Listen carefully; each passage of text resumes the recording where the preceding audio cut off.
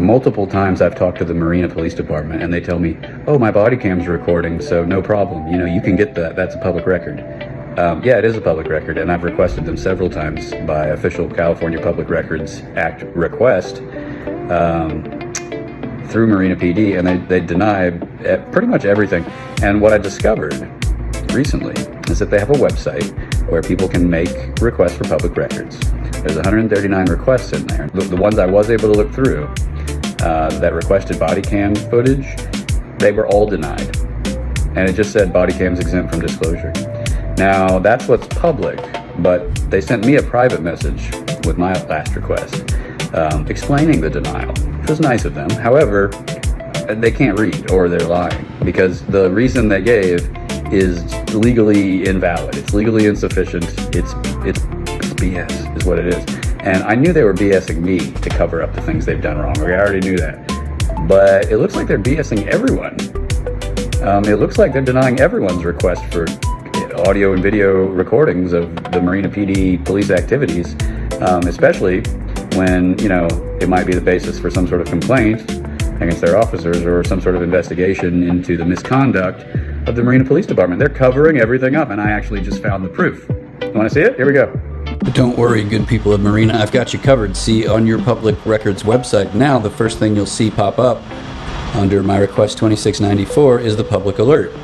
And you can read, public alert, Marina Police Department appears to be using Government Code Section 7923.625 in a misleading way to deny or discourage public access to police video audio records that are not critical incident recordings. Okay, you're welcome. Okay, and here's the message they sent me, just so you know it's a real thing. It was sent to me from City of Marina, and, you know, June 9th here, 8:39 a.m. That's when I received it, and this is what they're saying. This is their justification. When they say the video recording requested is not subject to mandatory disclosure. This is, all they do is quote 7923.265 E1 through 2. But I want to show you first, this is the City of Marina's public records request portal. So what I'm going to do is I'm going to make a request, and here's the text of it. So read along with me, folks. Public alert. Marina Police Department appears to be using Government Code Section 7923.625 in a misleading way to deny or discourage public access to police video audio records that are not, quote, critical incident recordings. This request concerns Marina Police Department's response dated June 9th, 2026. The department's response stated, California Government Code Section 7923.625 addresses video and audio recordings related to a critical incident. At E1 through 2, we read that a video or audio recording relates to a critical incident only if it depicts either an incident involving the discharge of a firearm by a police officer or custodial officer, or 2, an incident in which the use of force by a peace officer or custodial officer against a person resulted in death or great bodily harm. Neither qualifier applies in this matter. The video recording requested is not subject to mandatory disclosure. However, that response is not a legally or logically valid basis for denying access to the requested records, in light of the fact that 7923.265 subdivision F states, this section does not alter, limit, or negate any other rights, remedies, or obligations with respect to public records regarding an incident other than a critical incident as described in subdivision E. Marina PD's response cited subdivision E while ignoring subdivision F. Section 7923.625 creates mandatory disclosure rules for critical incident recordings. It does not make all other police video or audio records exempt from public access. Subdivision F expressly preserves public records rights, remedies, and obligations for incidents other than critical incidents.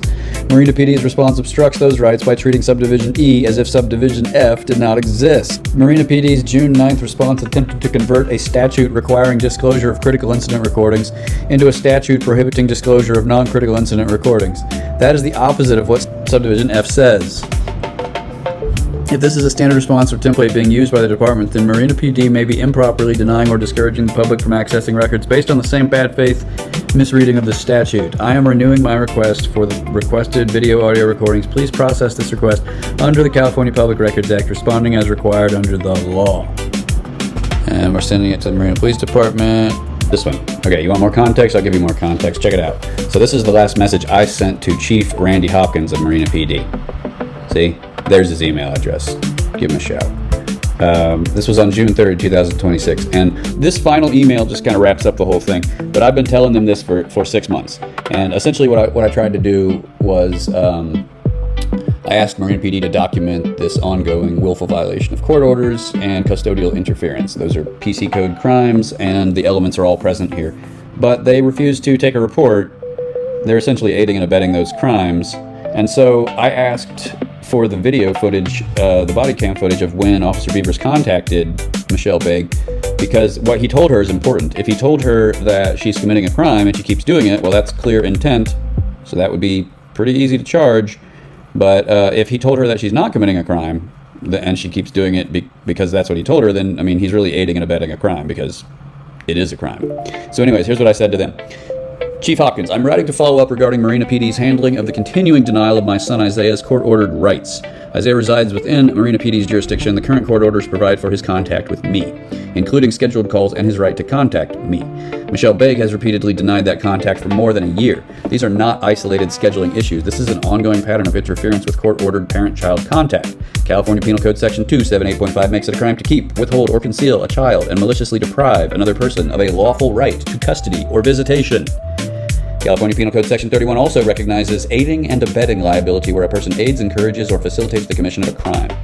I'm asking Marina PD to take this seriously. Under your leadership, Marina PD's continued refusal to properly document, investigate, correct inaccurate statements, or warn Michelle that continued denial of court-ordered contact may constitute custodial interference is enabling her ongoing violations. At minimum, Marina PD is creating the appearance that a parent may violate court orders involving a child in Marina without consequence.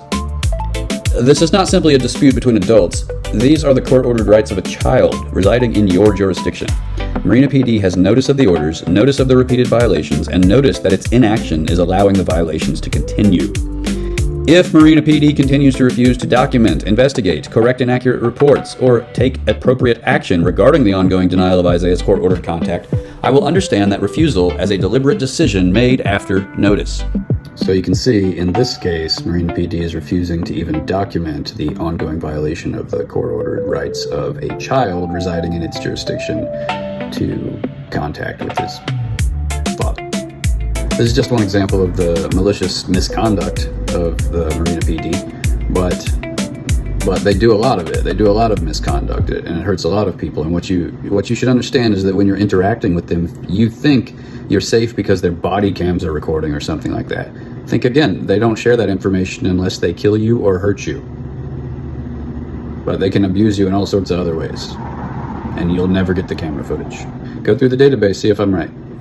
But don't worry, good people of Marina, I've got you covered. See, on your public records website now, the first thing you'll see pop up under my request 2694 is the public alert. And you can read, Public Alert, Marina Police Department appears to be using Government Code Section 7923.625 in a misleading way to deny or discourage public access to police video audio records that are not critical incident recordings. Okay, you're welcome.